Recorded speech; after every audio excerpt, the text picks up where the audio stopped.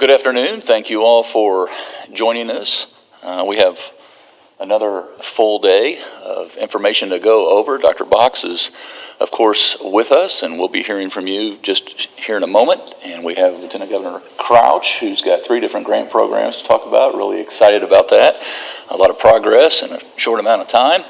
And then we've also have Dr. Sullivan, who will be with us, and really proud of the efforts of so many people getting on the phone and making sure that we have the funding available. And Dr. Sullivan, maybe you can kind of get into the weeds on everything that went into making sure that our students, as they go back to school, have access to food at the very least. And so excited to hear about the progress that's been made with multiple agencies getting involved on that front.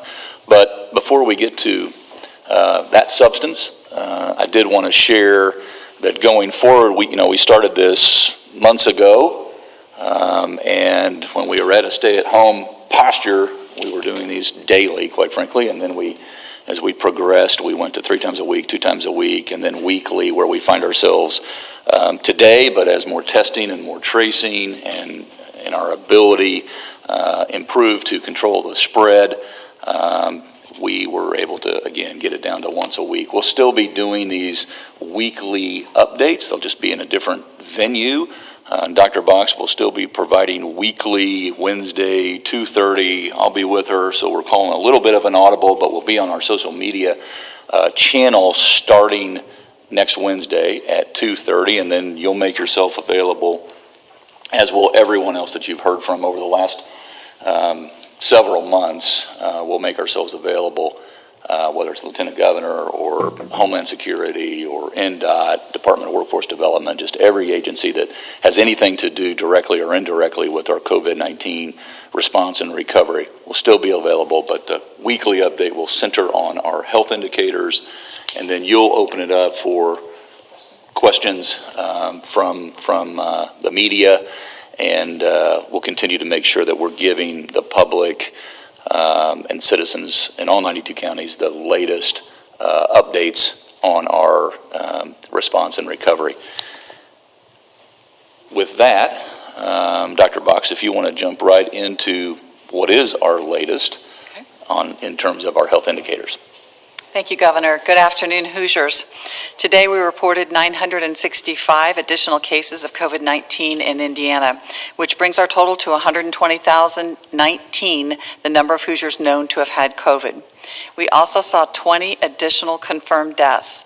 To date, 3,405 Hoosiers have died of COVID-19, and another 227 are believed to have died from this disease based on their clinical diagnosis. Our 7-day positivity rate for individuals tested was 4.2% as of September the 23rd, while the cumulative rate for all tests is 5.8%. You've heard all these data points every week and see them daily on our dashboard, but I want to remind Hoosiers that we are still following the 4 guiding principles that the Governor outlined in May when he launched the Back on Track plan. Those are: the number of hospitalized COVID-19 patients statewide has decreased for 14 days. The state retains its surge capacity for critical care beds and ventilators. The state retains its ability to test all Hoosiers who are COVID-19 symptomatic, as well as healthcare workers, first responders, and frontline employees. And health officials have the systems in place to contact all individuals who test positive for COVID-19 and expand contact tracing. So let's look at these one by one. First, the number of hospitalized COVID-19 patients. As you can see here, 975 people were hospitalized for COVID-19 or with symptoms of COVID as of yesterday. The number of patients admitted each day was 64 on September 25th, down from 94 about a month ago.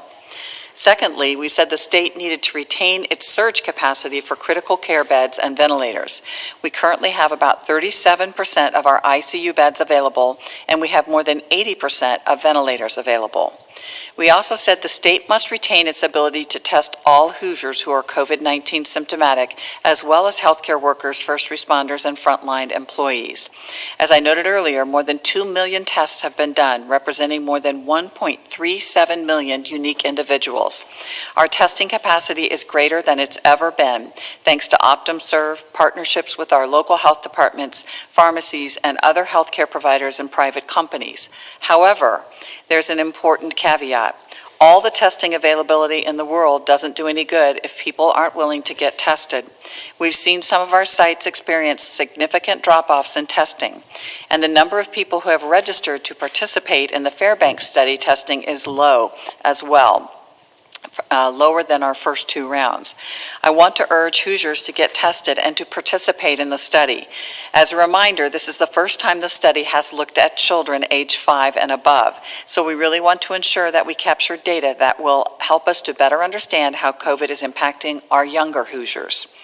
I understand that people who aren't symptomatic or who might just have a case of the sniffles that attribute that to allergies might not feel that they want to take the risk to get tested, because if the tests are positive, then they would have to isolate. But if we don't know who's positive and take steps to isolate those individuals, we risk allowing COVID-19 to spread unchecked across our state. And that means our lives will be disrupted for a longer period of time. We've done a lot of work to get to stage 5 in our reopening plan, and we can't let off the gas. So please get tested and participate in the Fairbanks study if you've been invited to do so. The fourth of the guiding principles is that we can contact all individuals who test positive for COVID-19 and expand contact tracing. We started with a goal of having 500 contact tracers hired and trained by the end of May. Today, we have almost 700 working. We are on track to have 900 contact tracers in our centralized operation by the end of October. Nearly 350 additional contact tracers are working in local health departments around the state, and Marion County plans to hire 300 more. Many of our colleges and universities are also doing their own contact tracing. Our centralized contact tracers have made more than 400,000 calls and sent more than 630,000 texts since May. Nearly 75% of our contact efforts are successful. Those that aren't get referred to local health departments for follow-up. I can't emphasize enough how important it is to please answer the call or the text. Contact tracers will not ask for your social security number or bank account information. They will ask where you've been and who you have been in close contact with.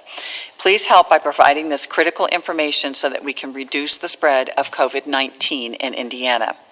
By now, you're also familiar with our color-coded map that shows at a glance how counties are doing. These maps take the average score of the number of new cases per 100,000 residents in the last week and the percent positivity, then assigns a color: blue, yellow, orange, or red. Blue has the lowest incidence of COVID-19 and red has the highest. As you can see, we have 4 counties in orange this week. Those are Warwick, Spencer, Vanderburgh, and Brown. Sometimes we flag a county because an outbreak in a congregate setting or a single event can elevate numbers but not represent a true increase in the community spread. In the case of Brown County, it was flagged because of low testing numbers resulted in an inflated positivity rate. For example, if you're only testing 2 people and both of them test positive, then that gives you a 100% positivity rate, which impacts your color. It doesn't necessarily mean that there is widespread community transmission. Later today, we will also be loading the school dashboard to our coronavirus.in.gov website. I want to emphasize that this dashboard is still a work in progress, and we will continue to refine the data and collect more data. We started by looking at individual schools and came up with about 2,800 schools in our state. However, as we've been examining the data, we have recognized that there are multiple sources of information about schools in our state. We've been working to remove duplications, and schools that are pre-K only or fall into a category such as juvenile correctional facilities or career centers where cases would be reported by the home school. Because of this work, the number of schools reporting is expected to drop as we shift to school reporting entities, not just individual schools. We'll be making this shift because many schools, or some schools, have separate buildings and need to report by building rather than under one umbrella because students and teachers are never interacting. For example, there's a charter school in Indianapolis that has one Department of Education number, but has 3 separate locations. That school will need to report as 3 separate buildings. A private school here in Indianapolis has 3 Department of Education numbers, but only 1 building, so it will report as 1.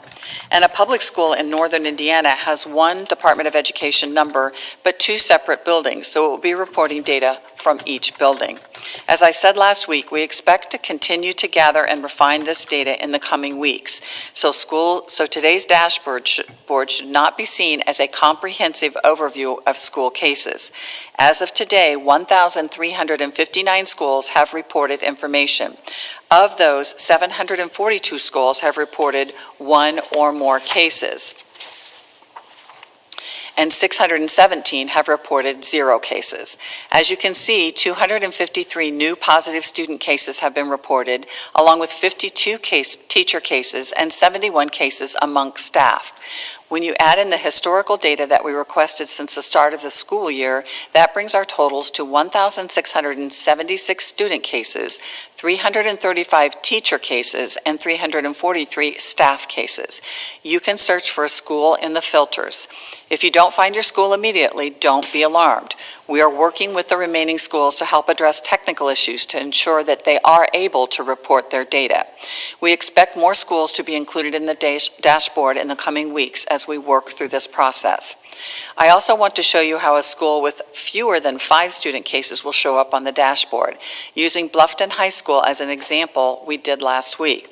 Here it shows no new student, teacher, or staff cases, but it has fewer than 5 historical student cases, which are suppressed due to privacy laws. The majority of student cases being reported so far are occurring within our high school students, followed by our middle school students and our junior high age kids, or it would be our elementary age kids. I also was notified that a second shipment of masks has gone out to schools who requested them this week, so be watching for those. Before I turn things over to Dr. Lindsay Weaver for an update on our latest round of long-term care testing, I want to talk about Halloween guidance that I mentioned briefly last week. I know a lot of families and a lot of communities are trying to decide what Halloween trick-or-treating will look like in this pandemic year. The CDC has issued some guidance that describes low-risk, medium-risk, and high-risk Halloween activities. Let me start by saying that if you may have COVID-19, you've been exposed to someone with COVID-19, or you have any symptoms, you should not participate in any Halloween festivities, and you should not give out candy to trick-or-treaters. Every Hoosier needs to be carefully consider the risk that comes with the activities that you want to participate in. The key things I want Hoosiers to remember most are these. A costume mask is not a substitute for a cloth mask. A costume mask should not be used unless it's made of 2 or more layers of breathable fabric that covers the mouth and nose and doesn't leave gaps around the face. Instead, consider using a Halloween-themed mask. And if you're going to a haunted house or any other scary event where screaming might occur, you should stay even more than 6 feet away from others who aren't in your family to reduce the risk of spreading COVID-19. The CDC has broken down the risks of Halloween activities into lower risk, moderate risk, and high risk activities. Lower risk activities include things like carving or decorating pumpkins with members of your household, carving or decorating pumpkins outside at a safe distance with neighbors or friends, decorating your home, doing a Halloween scavenger hunt where children are given lists of Halloween-themed things to look for while they walk outdoors from house to house, admiring Halloween decorations from a distance. Having a scavenger hunt-style trick-or-treat search with your household members in and around your home rather than going house to house. Moderate activities include participating in one-way trick-or-treating where individually wrapped goodie bags are lined up for families to grab and go while continuing to social distance, such as the end of the driveway or the edge of your yard. Having a small group outdoor open-air costume parade where people are distanced more than 6 feet apart would also be a moderate risk activity. Attending a costume party outdoors where people are wearing protective masks and staying more than 6 feet apart, going to an open-air one-way walk through haunted forest where appropriate mask use is enforced and people can remain more than 6 feet apart. Just keep in mind that scream factor that I mentioned earlier. Other options include visiting pumpkin patches or orchards where people use hand sanitizer before touching pumpkins or picking apples. Wearing masks is encouraged or enforced, and people are able to maintain social distancing. And having an outdoor Halloween movie night with local family and friends with people spaced 6 feet apart. The highest risk activities are participating in traditional trick-or-treating where treats are handed to children going door to door, having trunk or treat where treats are handed from trunks of cars lined up in parking lots, attending crowded costume parties held indoors, going to an indoor haunted house where people may be crowded together and screaming, going on hay rides or tractor rides where people who are not in your household are joined with you. Many of these higher risk activities are the ones that we normally associate with Halloween. And I'm not trying to be the Grinch or maybe more appropriately, the witch who ruined Halloween. But I don't want COVID-19 to take that role either. So know your risk and plan accordingly. Get creative and have a fun and safe Halloween. Now, Dr. Weaver, can you give us an update on the long-term care testing? Yes, thank you, Dr. Box. Good afternoon. As previously discussed, the Indiana Department of Health quickly recognized the inherent risk COVID-19 posed to Hoosiers residing in long-term care facilities. As we identified the risk of asymptomatic spread from nursing home staff to residents, we began testing asymptomatic staff at nursing homes with outbreaks in April. As more testing became available, in June, we tested over 46,000 staff. 36,000 were directly tested by the Indiana Department of Health, and the additional 10,000 tests were provided by individual facilities. In addition, we partnered with Probari and the Fairbanks School of Public Health to formally study the data to determine if we could use county prevalence, facility type, or staff type as a way to do more targeted testing approach. When this analysis did not reveal a clear way to target our testing, we undertook again to test all the staff at the end of August into September. Through the second all-state testing initiative, the Indiana Department of Health tested over 40,000 staff, with an additional 7,000 tests provided directly by facilities, for a total of 47,641 staff being tested, with 573 positives, making it, again, a positivity rate of 1%.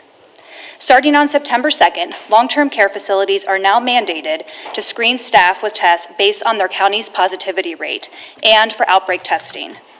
Facilities were provided antigen testing machines, testing kits, and funding from HHS to be able to provide that testing. Additionally, facilities who are in yellow and red counties are being prioritized to be provided Abbott Bionex cards that can be used for screening. The Indiana Department of Health has supported this testing initiative by providing easy electronic data reporting so they can fulfill reporting requirements and guidelines on how to interpret those results. Additionally, the Indiana Department of Health identified labs who had additional capacity to establish direct connection for follow-up PCR testing. The Department of Health continues to provide testing support to facilities for outbreaks if they have not yet established lab connections. We also provide support with our infection prevention specialists who are deployed across the state to evaluate and educate facilities on their infection practices. A few additional words about the Abbott Bionex Now cards. These cards are rapid COVID-19 antigen tests that provide results within 15 minutes and do not require a machine. Earlier this week, the White House released information about the National Distribution Plan. These testing cards are already being distributed directly to long-term care facilities, as I mentioned, in counties with elevated positivity rates. Additionally, we have received notification that Indiana will receive 130 Bionex cards by the end of the week and expect to get 2 million over the next several months. The State Department of Health will continue to prioritize tests for our most vulnerable populations, including those in congregate settings, and will also work to pilot how these tests can best be used for schools. Thank you. Thank you. Before we go to the Lieutenant Governor, you want to just underscore about Halloween, about the local recommendations as well. You gave our state perspective, but right. I think it's really, really important to remember that depending on the amount of community spread you have, your local public health individuals, along with elected officials, may decide differently with regards to Halloween. So we have given some state-based guidance, based very heavily on CDC's guidance, but you need to look to your local public health officials also. Curious to what your costume will be. We'll have to wait to be. Haven't decided, Governor. And now you've got some updates on ag and the arts and disability recovery grants. Thank you, Governor, for this opportunity to provide some updates on several of the agencies I oversee. As Lieutenant Governor, I serve as Secretary of Agriculture and Rural Development. And agriculture is big business in Indiana, contributing over $31 billion to our state's economy. Indiana is the 10th largest farming state. So today we are pleased to announce a new grant program offered by the Indiana State Department of Agriculture to support Indiana's meat processing facilities. $4 million in CARES Act funding has been allocated to the Indiana Meat Processing Expansion and Development Grant Program to improve the food supply chain, expand processing capacity, and promote worker safety. This is a 50% matching grant program with the maximum amount capped at $150,000. Grants will cover eligible costs incurred between March 1st and December 30th due to COVID-19. Funding is available for existing processing businesses that employ 500 or less employees. Applications will be available online via the Indiana State Department of Agriculture website, and questions should be directed to ISDA. To learn more, visit isda.in.gov, and applications will be available starting Monday, October the 5th. Also today, I'm excited to announce a new grant opportunity to help Hoosiers with disabilities. Governor, in your 2020 State of the State address, you shared your vision that Hoosiers with disabilities be able to live and work in safe, affordable, and accessible environment. And less than 3 months later, the COVID-19 global pandemic would require you to declare a public health emergency and take steps to reduce the spread of COVID-19. As public services went virtual and public spaces were temporarily closed, Hoosiers with disabilities experienced a significant disruption to the in-person services, social spaces, and workplaces to ensure community inclusion. Through our new Community Connections for People with Disabilities grant, city, county, and incorporated towns can develop innovative solutions to mitigate the COVID-19 related barriers to community and workplace inclusion. This grant is being made available through a collaboration between the Indiana Office of Community and Rural Affairs and the Indiana Division of Disability and Rehabilitative Services. $4.9 million will be made available from the CARES Act for this program. Grant awards will be capped at $200,000 for virtual or technology-assisted activities targeted at one of the following: internet access and technology equity, or social isolation and lost access to natural supports, such as friends, family, and community networks. Applications will open on October 23rd, but information for planning purposes can be found online now at in.gov/OCRA, O-C-R-A. Serving Hoosiers with disabilities is a priority of mine and of yours, Governor, and we work to ensure that Hoosiers have equal access to opportunity in life, particularly during this COVID-19 epidemic. And the final grant we are discussing this afternoon is an update to the Arts, Cultural, and Destination Marketing Organization grant, which we first announced in August. This $10 million grant program provides operating support to local festival organizations, theaters, museums, performing arts, arts councils, and a wide range of other Hoosier attractions. Today, we're pleased to report that there will be 479 Indiana organizations across the state who will be receiving funding through this program. Now, the recipients won't be notified until tomorrow, October 1st, and a list of the recipients will be available tomorrow at in.gov/arts. This program is part of a new partnership with the Indiana Destination Development Corporation and the Indiana Arts Commission. And we appreciate the work that has been put into helping preserve our annual community events, festivals, fairs, and expos, and other gatherings because these events are essential to communities to improve the quality of life and elevate and maintain local arts and cultural organizations during these very trying times.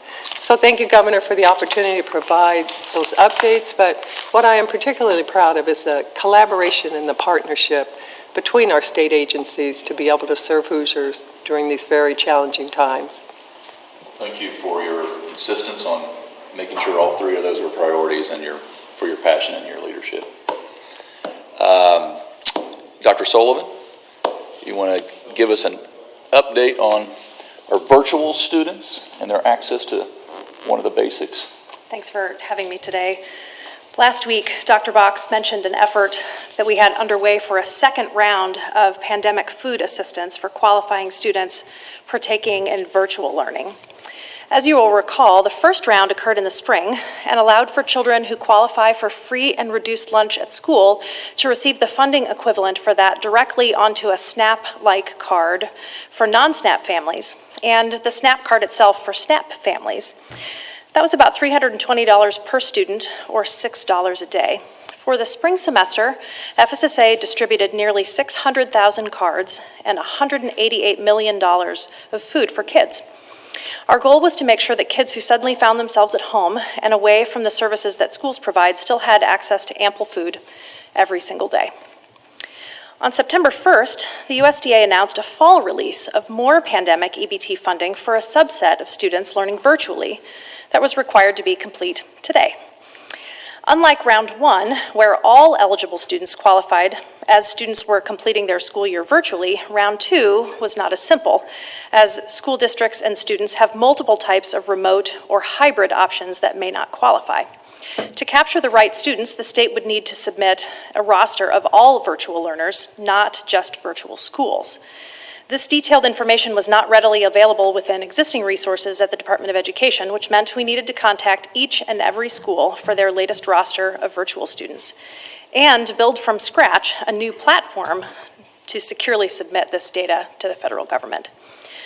Today, I'm happy to update that through the heroic efforts by our state schools, our superintendents, and multiple state agencies, Indiana was able to successfully submit data for approximately 1,600 schools, equaling 261,758 students and $42 million in food funding directly to families. Again, that is more than 260,000 students who are learning at home because they have medical conditions, a household member who is high risk, or a community that is not ready for in-person school due to community spread, and we are making sure that they have access to food. I'd be remiss if I didn't offer a special thanks to our partners at the Department of Homeland Security, who took contacting all schools on as an agency-wide effort, essentially repurposing their entire agency for 2 days, including Director Cox, who even made calls to schools in his hometown of South Bend and was able to reconnect with an elementary school friend who answered the phone as an administrator in one of the South Bend schools. Because of their efforts, the second day of data collection added 1,000 schools to the reporting roster. When you said you put stuff in those zones, We were one of only 20 states to have a plan approved by the federal government to even attempt this work, and one of only a handful to successfully implement. Cards will be mailed to every recipient starting in mid-October, and we are cautiously optimistic that Congress will reauthorize this program to continue for the fall and spring, meaning our work here puts us many steps ahead for future rounds of funding. Also, just a quick update, as part of our statewide Operation Food effort, approximately 80 National Guard Indiana soldiers will continue to support all 12 food banks located throughout the state as a safe transition to volunteers and also a community kitchen. The soldiers are supplementing the new and returning volunteers. Thank you to the 550 new volunteers that we've recruited in just the last 3 weeks. And they will ensure a smooth transition back to volunteer service, which was the eventual goal from the start of the Guard's temporary food bank mission. Through the start of the coronavirus pandemic and through the end of August, the Indiana National Guard helped distribute 33.9 million meals to needy Hoosiers. Thank you very much to all of the dedicated efforts across multiple agencies and for the support that you give us, Governor Holcomb, for this essential and important work at FSSA. Thank you. Thank you. You're getting it done. Lieutenant Governor Kraus just mentioned October 1st, which means it's the fourth quarter, which means 'tis the season, which means Somewhere higher up. 'tis the flu season. And then you might want to just comment on the confluence or the, flu, COVID, coming our way, colder, what that might do to rates. Right. So every year, our hospital systems get some of them on diversion because their ICU beds, their ventilators, their critical care areas are filled with influenza patients. So this year especially with COVID-19, we want to make sure that we have as few influenza patients in the hospital as possible. So it's a really important year to get your influenza shot. I think I know somebody who got their shot recently. Trying to practice what I preach. Which is awesome. I know my husband's already gotten his and mine's scheduled. So I would encourage all Hoosiers to go out and get your influenza shot so that we can keep you out of the hospital. And God forbid, we won't need those hospital beds either for COVID-19, but just in case we do. Yeah, and Dr. Kaufman, you might want to elaborate a little. You and I had a pleasurable opportunity to meet yesterday. You proved it doesn't cost anything to be kind, even when you have a shot to administer. So we have proof and evidence of your kindness on film, I think. So, Governor, you ready to get your flu shot today? More ready than ever. Excellent. Well, it's one of the best things you can do to prevent yourself from getting the flu this season. Are you feeling well today? Any fever, any illness, any sickness? Feel fantastic today. Great. And any previous problems with getting flu shot or vaccination in the past? Not today. Awesome. No history of Guillain-Barré? Nope. Awesome. Well, we're going to get you vaccinated for the flu.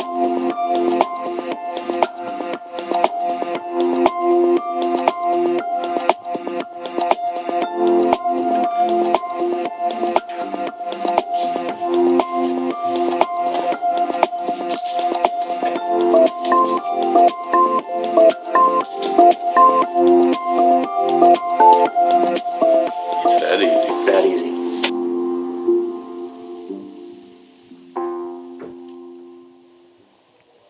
How's your arm feeling today, Governor? I feel like I could throw a pitch. Fantastic. Well, thank you, and good afternoon, Hoosiers.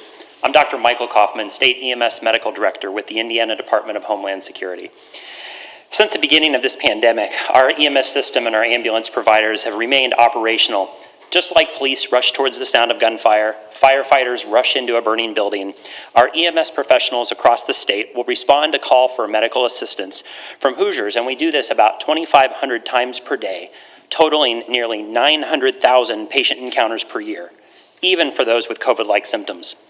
Despite those COVID numbers, and really due in large part to the consistency of wearing masks, our EMS workforce has remained operational with a very low impact in our workforce throughout the pandemic. EMS has long been regarded as a pillar of public safety, and that will never change. Our EMS providers are a highly skilled and highly trained workforce, standing at the ready with the skills, equipment, personnel, vehicles, education, and training, ready to respond to whatever emergency they might encounter. As pre-hospital healthcare has advanced over the last several decades and public health needs have grown, our emergency medical professionals all over the state now find themselves standing at the intersection of public safety, public health, and healthcare. It's time we engage them more proactively to not only respond to emergencies in someone's time of need, but to work within our healthcare systems, our public health agencies, in the delivery of chronic care management and community health. This is known as community paramedicine. I'm excited to tell you all today about a new community paramedicine initiative that we've been working to develop across numerous state and county agencies that, without a doubt, will impact the healthcare of Hoosiers in their own communities. With seasonal flu approaching and more vaccinators needed, with the COVID vaccine expected in 2021, and with more children falling behind on their childhood vaccinations and immunizations, EMS providers and their agencies across the state are in a unique position to engage in vaccine delivery across all three of these needs. Vaccine administration has long been part of our EMS scope of practice at the paramedic and advanced EMT levels, but really infrequently utilized. EMS providers exist in every community, whether that be a town, a city, or at a county level, and they're really perfectly positioned to help with this effort. Over the last several weeks, IDHS, IDOH, and FSSA have been working together with local health departments and EMS provider agencies to stand up 2 vaccination pilot sites that will be administering seasonal flu vaccine to residents. Okay, During sounds each good. Wednesday in the month of October, Indianapolis EMS, our state's largest EMS provider agency, will be working with the Marion County Health Department and will be offering flu vaccinations at the Shepherd Community Center in Indianapolis. Likewise, a similar pilot program is being created working with the Crawfordsville Fire Department and the Montgomery County Health Department to provide seasonal flu vaccine to interested students in their community school corporations. Both of these pilot programs are perfect examples of the ways that EMS can proactively engage in non-emergent care within their jurisdictions in an effort to promote healthier communities. In fact, more than 85% of our surveyed EMS provider agencies across the state are interested in starting similar programs. IDHS will be meeting with these EMS provider agencies over the next several weeks, promoting these programs in areas of need. This has been a truly collaborative effort, bringing together multiple state agencies and local health departments to help address a public health emergency. We're excited to share that with you today. So thank you. Thank you, Dr. Kaufman. Okay, you want to jump right to the, oh, One correction. I Yes. just wanted to clarify that. What did I say? No, it was, it was Dr. Weaver and I think. So the BioNext Now cards that we're going to get, we'll get a total of 2.2 million, but we expect about 130,000 tomorrow, not 130. I think we just left off a few zeros, so I just want to clarify that for you. yeah, perfect. Sherry from the Indianapolis Star. Good afternoon, Sherry. Good afternoon, Governor. Good afternoon, Dr. Box. I was hoping you could address the recent statistics, which in the past week, I hate to say it, looks like they're actually going in the opposite direction from what you would have hoped for opening for stage 5. Our hospitalizations are up above 900 and have been staying there. Our cases seem to be, our average number of daily cases seem to be increasing. How does that connect with the fact that we're now in stage 5 and, you know, we haven't even probably been in there long enough for that to be having an impact? Well, you want to talk about when you back up the dates, 2 weeks or 4 Sure. weeks and I think that's a good point, Sherry. It's not from going to stage 5, certainly that has been the source. But if you'll remember back in about the 3rd week of August, we showed you the huge peak that we were having in our young individuals. You know, I would say anywhere from 19 to 30, but really it's truly those 18 to 25-year-olds had really peaked. And what we are seeing now is a significant peak in our 40 to 50, 50 to 60, 60 to 70-year-olds. Unfortunately, that 2.5 week period of time, this is when we would tend to see them get sick and end up in the hospital, so I'm sure that's contributing. We also are seeing some increased cases per 100,000 down in the southwest corner of the state. We are also having outbreaks in the Kentucky kind of northwest corner and lower southeastern part of Illinois. And a lot of those individuals come to the hospitals there that border the river down there and are hospitalized oftentimes in Indiana. But realistically, you're correct. We are seeing an increased number of cases, and that's why yesterday Dr. Weaver, the Chief Medical Officer, got on the call with all of the hospital systems that are in District 10, the Preparedness District, and talked with all of the CEOs and the Chief Medical Officers. They are all reporting increased numbers of cases in the hospital. They are all doing extremely well and did not feel like they needed anything additional from the State Department of Health at this point in time, but know that we're here to help at any point in time that they would need it. And then at the same time, Pam Pontonis, who is my state epidemiologist, and I got on with our local health officers and administrators from that same district and talked with them about what was going on, encouraged them to have their healthcare providers, as Dr. Weaver did with the Hospital Association, to encourage those things that we know that can make a difference, like mask wearing, social distancing, washing your hands, staying home if you're sick, getting tested if you are symptomatic or a close contact, and certainly engaging with the contact tracers when we call. So something that we've noticed and have already been addressing. yeah, and that's kind of the proactive when you're getting on the phone talking to folks saying, what can we change to control the outcome? But it's also, Sherry, we also track, you mentioned hospitalization rates, we also track our capacity to treat those who are in need of care. And we track those just as closely as the other indicators. Steve with I just KPC wouldn't- Media. Miss Afternoon, Whitney, Steve. for a few minutes, see Good what afternoon, how are you happens. doing today? Doing good. Yourself? Good, good. Question for you, Governor Holcomb and Dr. Box. I wanted to drill down a little bit on Indiana's positivity rate. Compared to August averages, the state didn't make much progress in terms of daily cases or deaths across September. The main change that we saw over the last month really was on the testing side, with big increases in testing and decreases in positivity. My question is whether you feel those gains in the positivity rate were driven by broad testing across the state, and therefore a good reflection of if we've somewhat hit a maximum cap of COVID spread, or if it's really been more localized and compressed in a few areas with things like routine surveillance of athletes or college students. I guess my question boils down to, with the improvements in the positivity rate, do we feel like that's been a broad statewide thing, or is perhaps this rate being somewhat artificially suppressed because we're doing more retesting of people who generally aren't sick and haven't necessarily been exposed, and that's driving up testing numbers at a rate? So I think it's an excellent question. I think it's a combination of both. I think that when you look at screening, surveillance testing is not truly reported. So if somebody's doing surveillance, we are not getting that surveillance. It's a little different. But when you're screening individuals, as some of the universities are and other areas, we do get those tests, the positives and the negatives. And they do reflect a certain amount of community spread, right? Because those individuals are in the community using the restaurants and the bars and going to the retail establishments, et cetera. So I think it's a combination of both of those. It's interesting, when we watch these things, we can see certain areas pop up as being hot spots and, work with the local officials there and the local public health, and they clamp down, do some more messaging, work in different ways, and they'll get it cleared up, and then the next, week or two, it's another area of the state that pops up. So I think this is the way this is going to be until we are able to actually immunize individuals to try to help with this. Yeah, I agree. It's never just one thing. At times it feels like whack-a-mole when you're looking at these maps from one week to the next, and you're looking at a positivity rate that was 3.9 days ago. It's 4.1, 7-day positivity rate average.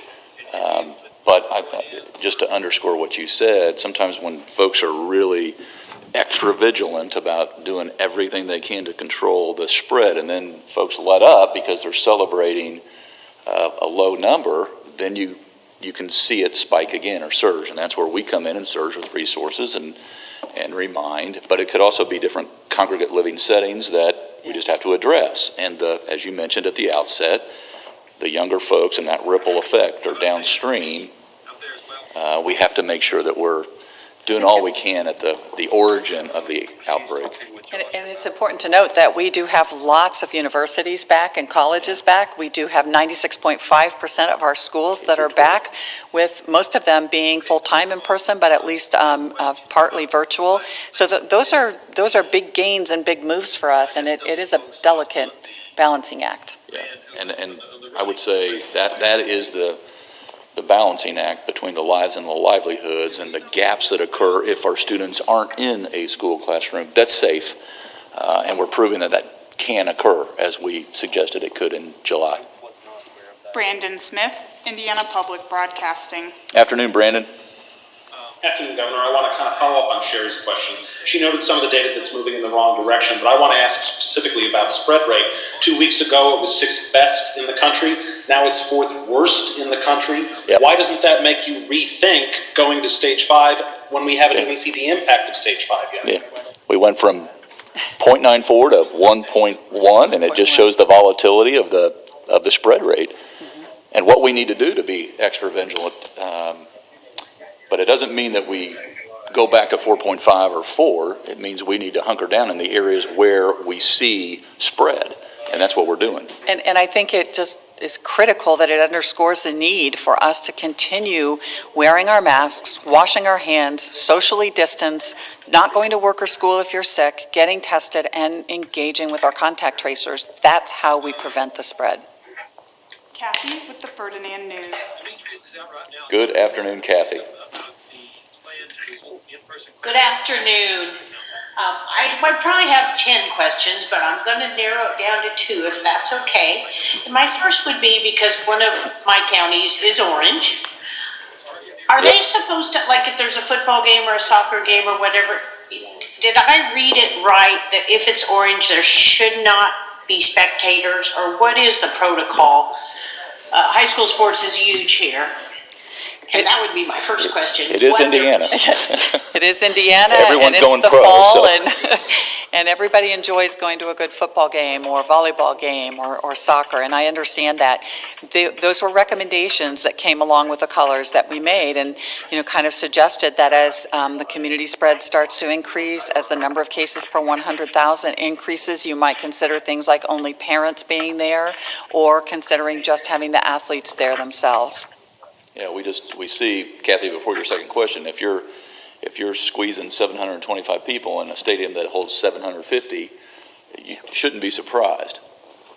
You had a second question, Kathy, of your 10?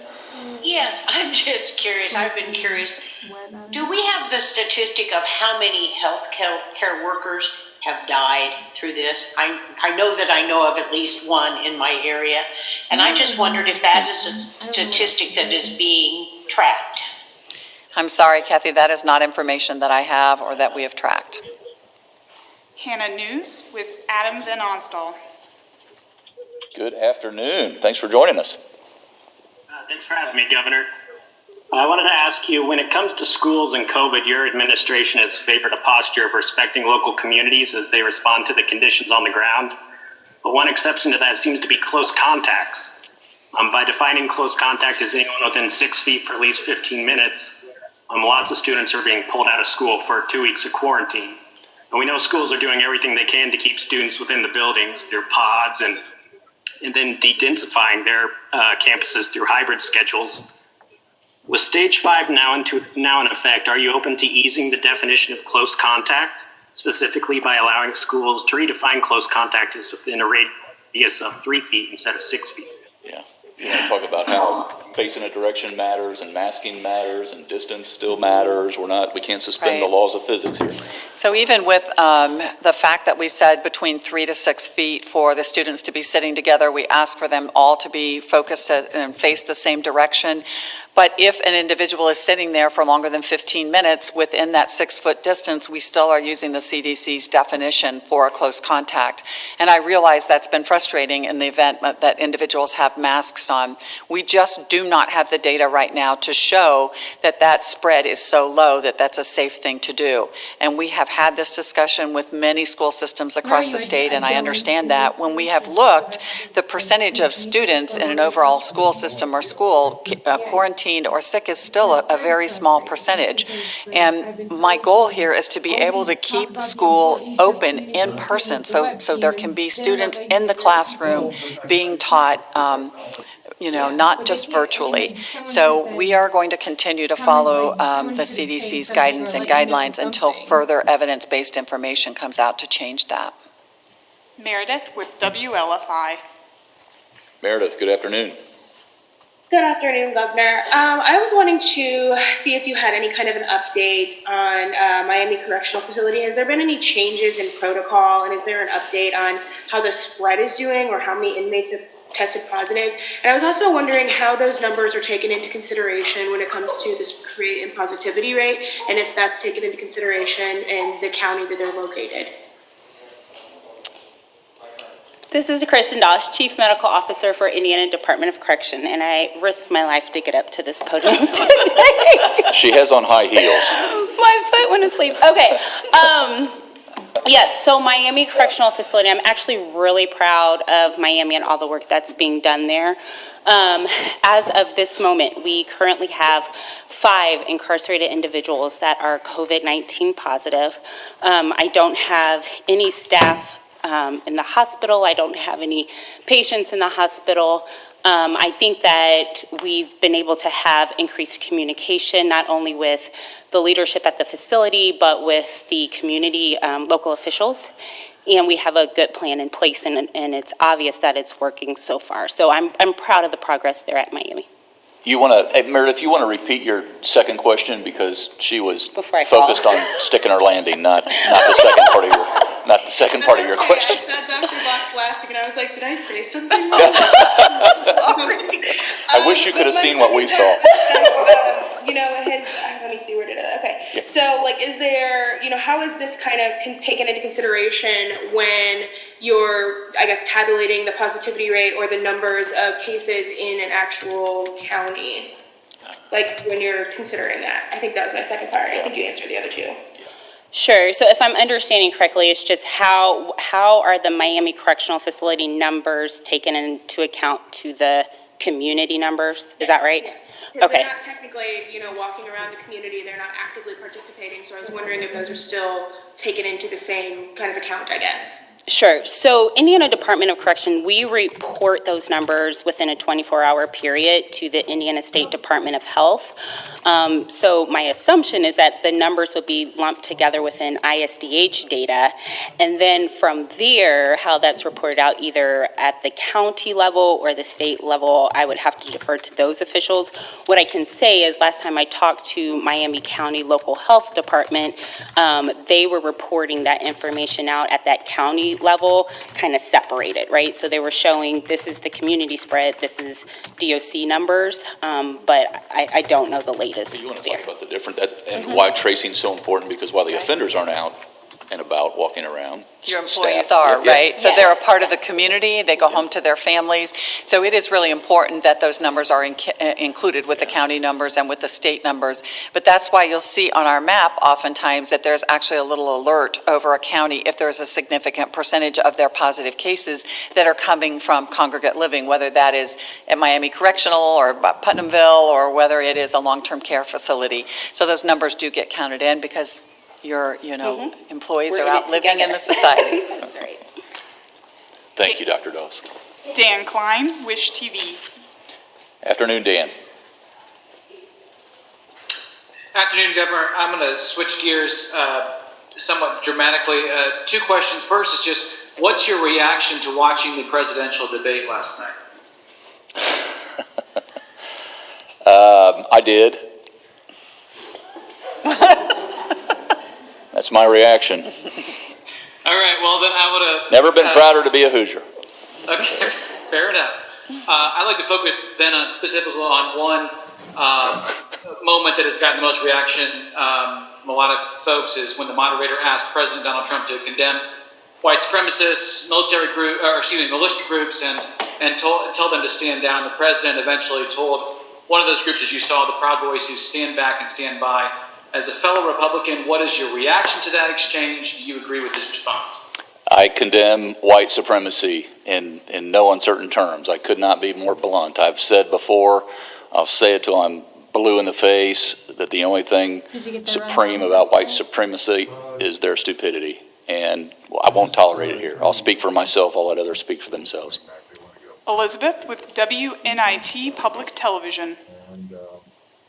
Good afternoon, Elizabeth. Good afternoon. What advice do you have for families and neighborhood leaders who want to encourage members of their community to participate in those lower risk Halloween activities? And will the state be doing any extra messaging leading up to Halloween? So I would encourage my community, I live almost right at the end of a cul-de-sac, to kind of, close off that area and let different individuals put tables there. If I've washed my hands and I'm wearing my mask and I put together little baggies full of candy or treats and I space them on the table and I'm well distanced away from them wearing my mask, I can see them parade by in their cute costumes and, I can see their pumpkins on their doorsteps that they've done. So I think that there are ways that communities can band together and do that safely. I think it is important as you're walking around in a group that you kind of walk with your social bubble, your family basically. But I think that people can do that safely. So I would encourage people to look at your community, look at your streets and make it as safe as possible. But if you have underlying health conditions, or someone in your home that you live with has underlying health conditions, or if you yourself are sick or a close contact, you should not participate. Rain check next year. Lindsay Erdody with the Indianapolis Business Journal. Afternoon, Lindsay. Day started. Good afternoon, Governor. I was wondering if you could share your reaction to the court ruling from yesterday that extends the deadline for when absentee ballots can be returned in order to count. Yeah, we'll let the legal process play out as we always do, and we'll respect not only the rule of law, but the rulings of the court. Brock Turner, WFIU. Afternoon, Brock. Good afternoon, Governor. Good afternoon, Dr. Box and everyone. I have two questions here. The first is for one of the doctors. I'm not sure who wants to tackle this one. But there's new ISDH guidance that was set out and published 5 days ago or so that says all long-term care facilities, and I'm quoting, must provide outdoor visitation and may provide indoor visitation. News Nation. I'm hearing from caregivers and multiple ombudsmen across the state that the State Department of Health is not enforcing this. Are you? And if so, how? And what are you doing to sort of prepare for colder temperatures where outdoor visits aren't particularly feasible? Yeah, thank you. That's a great question. So we have actually, from the State Department of Health, permitted and encouraged outdoor visitation since the beginning of June and indoor visitation since the beginning of July. Then just several weeks ago, CMS came out with their mandated information about visitation, and therefore we updated our guidelines on our website to correspond with what CMS came out with. So again, our infection preventionists, and we work very closely with the long-term care associations. We have bi-weekly phone calls with the long-term care facilities, work with them to really work through what does visitation look like, how can we do it safely, and when our surveyors go out, when our infection preventionists go out, they are seeing whether or not they're doing visitation. And of course, we always take family complaints or concerns, and we'll follow up on those. So thankfully, we have not really seen spread from visitation, and we've heard really great stories from our long-term care facilities that they're doing a good job with it. Thanks, Lindsay. Had their digital first webinar. They were talking Lindsay, about, I apologize. How we have to go through a whole different. It's Brock. Yeah. Sorry, my bad. No, that's okay. Did I cut you off? No, we thought you dropped, but We had a technical problem. yeah, Rachel's literally raising her hand for once. So I just wanted to follow up on a couple of questions from earlier. For this one to Governor Holcomb, for the past several weeks, and then again today, you all kind of pointed to younger folks socializing as being a primary means of spreading coronavirus. So I guess why open bars and nightclubs now then with stage 5? Doesn't that send the wrong message? No, they can do it, and they can do it responsibly, and many are, and I see it with my own 2 eyes. So it's just making sure, that Dr. Box has said 3 or 4 times today, that the local community is also very involved in this, and I've been very proud to see in some university towns, they're reacting very quickly to this ripple effect, and they're clamping down, and this is not a joke. This is not, they're not in denial. And so those decisions to make sure that they're addressing folks who are flaunting or ignoring good recommendations and advice that keeps those rates low, I think those will serve as examples. And they're not really wide open, right? That's right. I mean, Yeah. they have to socially distance. We've recommended that it be socially distanced tables in the bar, not wall-to-wall people. Some counties have limitations on the length of time that the bars can be open, the socially distanced tables at restaurants. So some people have said to me, we've gone to stage 5, everything's back to normal. And I'm like, no, it really isn't, unfortunately. And we know that that's still a burden for a lot of our individuals that have restaurants and bars. But we do feel that's an important way to prevent the spread. And I think, Brock, when you look at the map and you look at stage 5 and you see there is a lot of blue, there are a lot of people doing this the right way. And so it's a big state, but what we can do is learn from one another, and we can hopefully all be blue, not just in the face. Our final question is from Abdul Hakim Shabazz with Indy Politics. Bring it home, Abdul. Not a problem, Governor. 2 questions for you. At what point does our positivity rate need to be in order to lift our mask mandate, based on all the data and the numbers that you folks look at? And number 2, any worry or concern that as we get into the colder weather, and folks are congregating indoors, that the positivity rate may actually go up and actually lead us to taking us back to stage 4.5 or stage 4? don't want to do it, but we've said the data will drive all of our decisions, and we've been very transparent about that, and we've always expressed our, the concern, but we haven't set an exact percentage, whether it, we've said we'd like to hover below or around 5%, but we didn't wait for that to occur before we went to stage 5. So, yeah, we track a lot of different indicators and a lot of different numbers, but haven't made up. This has to do with capacity, indicators, all the above, really, and our actions and our behavior. And masks are really the way to keep us where we're at. And we see that, in states around us, and you see how volatile this is. I always talk about, the things that I read about mutations, and, you just got to make sure that we're doing all we can. And it's almost, to paraphrase JFK, what can I do for my state, not necessarily a state for me. Thank you for joining us. That concludes today's briefing.